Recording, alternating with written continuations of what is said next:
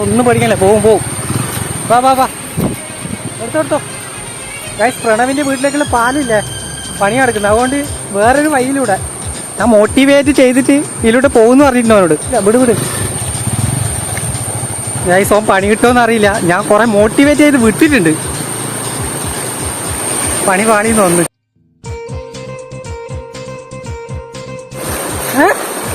അവിടെ ഞാൻ അഞ്ഞടാ full. Guys, motivation എന്ന് വെച്ചാൽ ഇതാണ് മോട്ടിവേഷൻ.